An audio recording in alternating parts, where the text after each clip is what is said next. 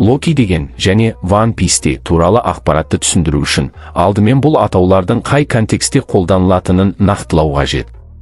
Анықтап айтсаңыз, олар әдебиетте, өнерде немесе басқа бір мәдениетке қатысты ма? Бір Локи скандинав мифологиясындағы құдай, айлакер және түрлену шебері ретінде белгілі. Marvel әлемінде де бұл кейіпкер белгілі, бірақ мұнда тарихи мифологиялық тұрғыдан қарастырылады.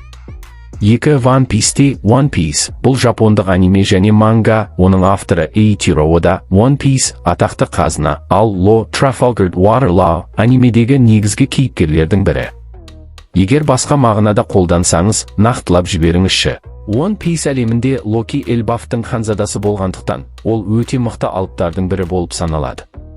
Оның күші алыптардың табиғи физикалық күшіне негізделген және оны Эльбаф мәдениетінің қатал жауынгерлік дәстүрлері шыңдаған.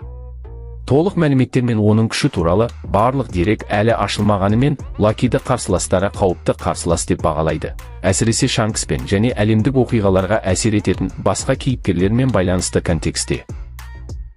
Локидің Луфимен кездесуі One Piece'те қызықты және шиеленіскен сәттердің бірі болуы мүмкін.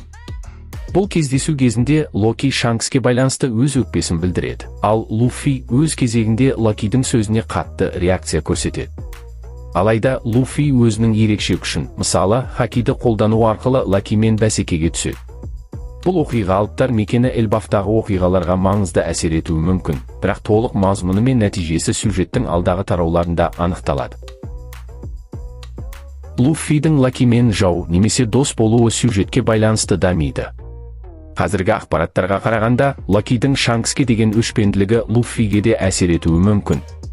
Егер Локи мен Луфи кездесе, олардың қарым-қатынасы Локидің көзқарасына және оқиғалардың қалай өрбитініне байланысты болуы мүмкін.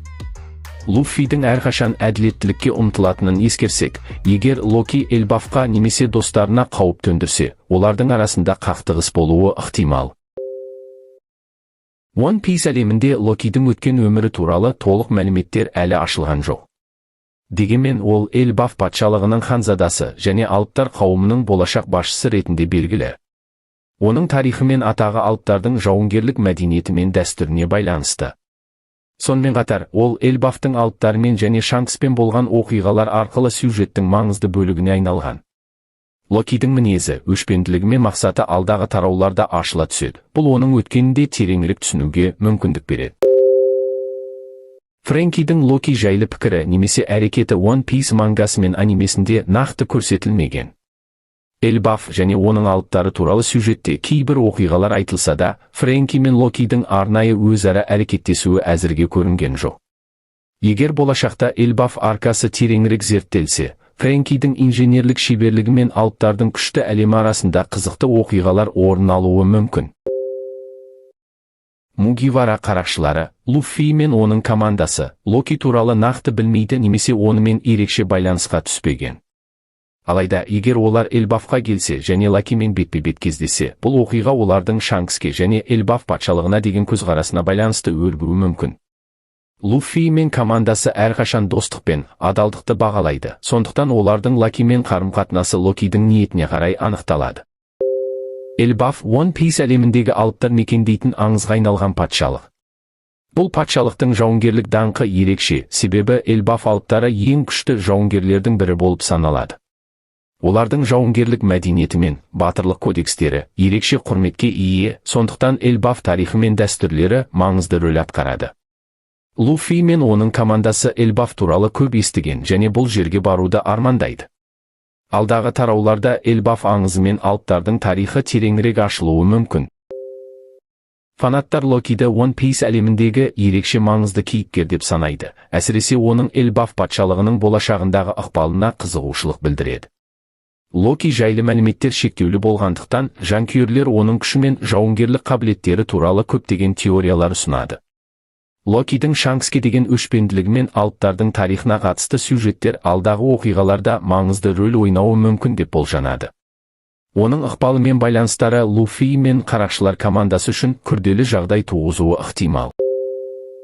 Локи One Piece'те әзірге толық, жаман немесе жақсы деп сипатталмаған кейіпкер. Ол Эльбафтың ханзадасы ретінде өзінің билігін және күшін нығайтуға ұмтылады. Шанкспен және басқа кейіпкерлермен қарым-қатынасынан оның күрделі мінезі байқалады. Ол өз мақсатына жету үшін кейде қатал әрекеттерге баруы мүмкін.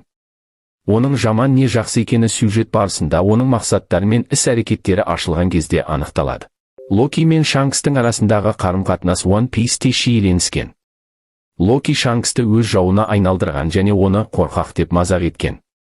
Алайда Шанкс Локи мен оның мақсаты туралы әлемдік үкіметке хабар берген болуы мүмкін. Бұл олардың арасындағы араздықты арттырған. Локидің Шанксқа деген өшпенділігі оның күшін және мақсатын күшейтуге ықпал етеді. Луфи мен Локидің достасуы немесе жау болуы әлі белгісіз. Егер Локи Элбафтың болашақ патшасы ретінде өз халқын қорғауға тырысса және Луфидің мақсаттарына кедергі келтірмесе, олар арасында достық қарым-қатынас орнауы мүмкін. Бірақ егер Локи Шанкске қарсы әрекеттерін жалғастырып, Луфиге кедергі жасаса, олар арасында қақтығыс болуы ықтимал. Барлығы Локидің мақсаттары мен әрекеттеріне байланысты болады. Сіздермен болған мен Мика Пис. Локи жайлы тапқан бар ақпараттар осы. Сау болыңыздар. Арнаға жазылуды ұмытпа.